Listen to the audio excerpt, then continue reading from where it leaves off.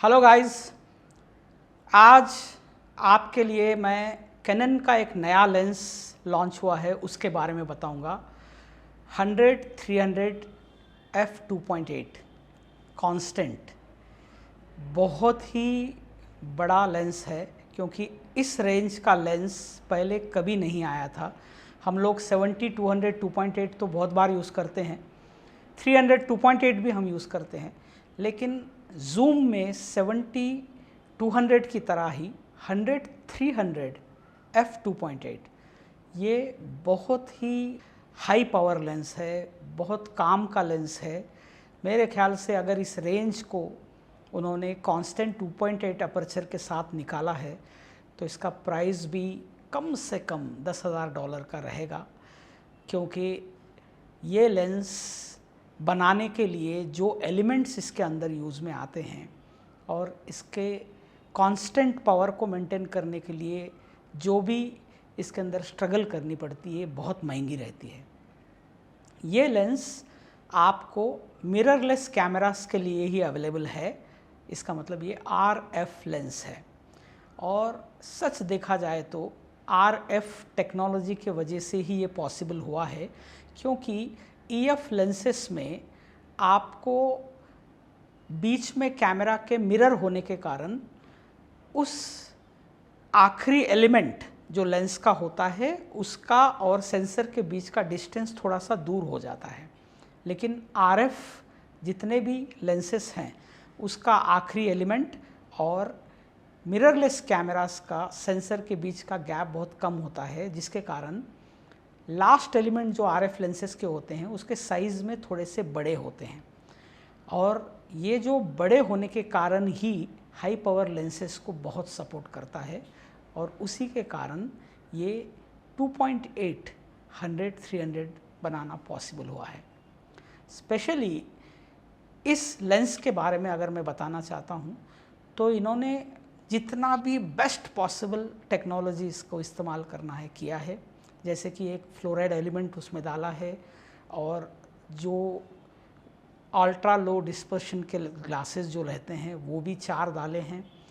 और साथ में कोटिंग बहुत अच्छी की हुई है जिससे आपको घोस्ट इमेज हो या डिस्टॉर्शंस हो ये कम से कम हो जाए, इसलिए लो डिस्पर्शंस के लिए कोटिंग बहुत अच्छी करी हुई है और जिसके कारण मैक्सिमम शार्प और कॉन्ट्रास्ट रिजल्ट दे सकता है। इस लेंस में फोकसिंग के लिए जो मोटर्स यूज़ में आते हैं नैनो USM मोटर्स, हमेशा बाकी लेंसेस में एक ही मोटर होता है, इसमें 2 मोटर्स दिए हैं और ये दोनों मिलकर आपके फोकसिंग को जल्द से जल्द अचीव करना और एक्यूरेट फोकस करने के काम में आता है। और लेंस के आखिरी एलिमेंट्स में फ्लोटिंग एलिमेंट्स के साथ में ये मोटर लगा हुआ है, तो ये जो मोटर लगा हुआ है दोनों तरफ रहने से लेंस का बैलेंस भी काफ़ी हद तक ठीक हो जाता है, क्योंकि सिंगल साइड मोटर रहने के बाद में आपका पूरा लेंस का बैलेंस जो है वन साइड होने के चांसेस होते हैं, ये उसे भी हटा दिया गया है। ये USM मोटर डुअल रहने के कारण वीडियो जब भी आप शूट करते हो तब कंटिन्यूअस फोकस के लिए भी बहुत हेल्पफुल होता है, क्योंकि ये लेंस 2.8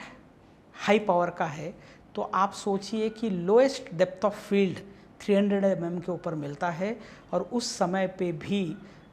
आपके फास्ट मूविंग ऑब्जेक्ट्स को बहुत अच्छे से फोकस में रखने का काम करता है। इस लेंस में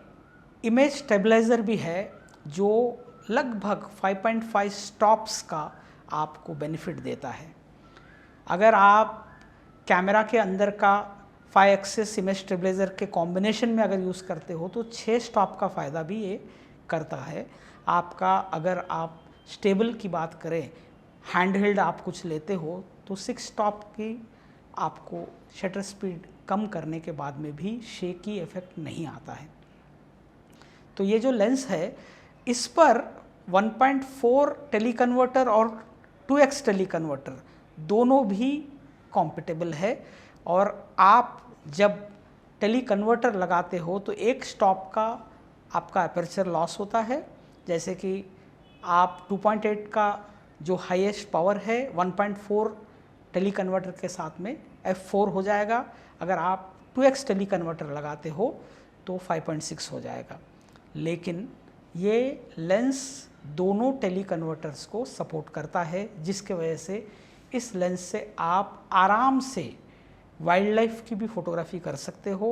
वीडियोग्राफी कर सकते हो, क्योंकि 2x टेली कन्वर्टर लगने के बाद ये लेंस